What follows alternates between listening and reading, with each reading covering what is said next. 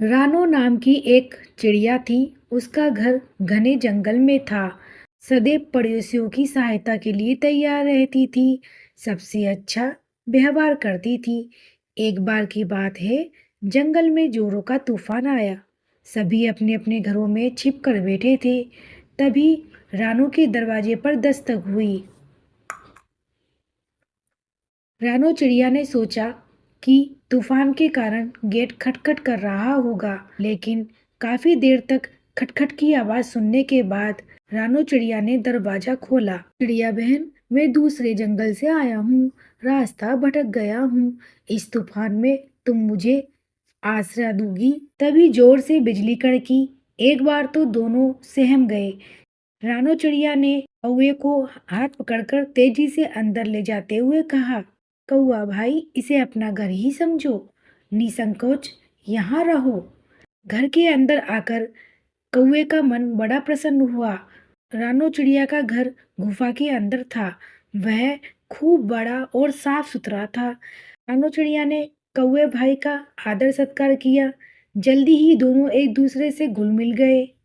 वर्षा लगातार 3 दिन तक चलती रही। रानो चिड़िया ने कौवे भाई को घर न जाने दिया। इन दिन में कौवे ने मीठी मीठी बात बनाकर रानो का मन जीत लिया था। रानो तो बहुत ही भोली वाली थी।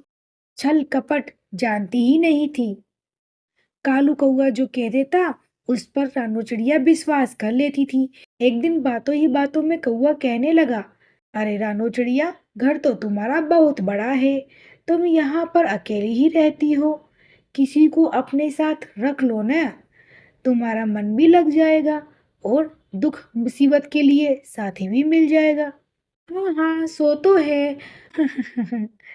तुमसे अच्छा साथी मैं कहाँ ढूंढूंगी? तुम ही रह जाओ मेरे साथ। ओहो, तुम रखोगी तो मैं जरूर रह लूंगा। कौआ तो बस इसी के इंतजार में था कि रानो चिड़िया मुझे यहाँ रहने दे। अरे रानो चिड़िया, फिर तुम कभी मुझे निकालोगी तो नहीं? कौवे भाई, जब ऐसा करूँ तब कहना। हंसी हंसी में कही गई बात सच हो गई। कौआ रानो चिड़िया के साथ ही रहने लगा। घर का सारा काम तो कौआ ही संभाल लिया करता था। मैं तो रानो चिड़िया को काम को हाथ भी नहीं लगाने देता था।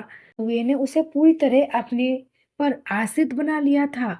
उसकी मीठी बोली से, अच्छे व्यवहार से रानो चिड़िया मुग्ध हो गई थी। लेकिन रानो चिड़िया के पड़ोसियों को ये अच्छा नहीं लगा। एक दिन अवसर देखकर एक अनुभवी वृद्ध चिड़िया बोली, अरे रानो बिटिया, ये कौवा क्या तुम्हारे कोई रिश्तेदार है? नहीं नहीं दादी माँ, ये तो भगवान ने मेरे लिए अच्छा भाई भेजा है। फिर रानो चिड़िया ने वृद्ध चिड़िया को सारी बात बताई।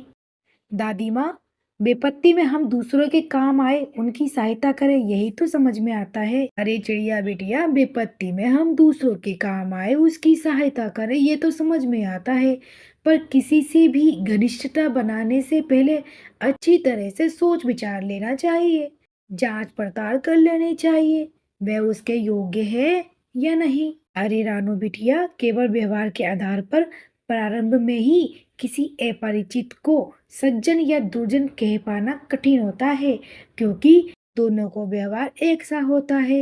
यही नहीं, दुर्जन भी सज्जनों से अधिक विनम्र और अच्छा व्यवहार करते हैं, और वो ये दिखाते हैं कि मानो वही एकमात्र और सच्चे हितैषी हैं। जब वे देखते हैं कि उनका विश्वास पूरी तरह जम गया है, तो अपने वास्तविक रूप में आ जाते हैं और धोखा दे देते हैं। इसलिए रानू बिटिया, मैं कह रही हूँ कि किसी भी अपरिचित को बिना परखे उस पर अत्यधिक विश्वास ना करो। नहीं दादी माँ, कौवा भाई, ऐसा नहीं है। अरे रानू बिटिया, पर किसी को बिना जाने बूझे घर में रख लेना अच्छा तो नहीं है। बुड्ढी चिड़िया यह कहकर वहां से निकल जाती है। उसके बाद रानू चिड़िया बुदबुदाती है, ओए होए, बुड्ढे तो बड़े ही संकालू होते हैं। कुछ दिन ऐसे ही बीतते चले गए। भोली भाली रानू चिड़िया कौवे के बाहरी आडंबर भरे व्यवहार को सच मान बैठी। उसके मन की बातों को न समझ सकी। कौआ मन ही मन सोचा करता था, जल्दी ही मैं विवाह कर लूंगा, मेरे बच्चे होंगे, रहने के लिए बड़े से घर की भी जरूरत होगी। पर इतना अच्छा घर मुझे कहाँ मिलेगा।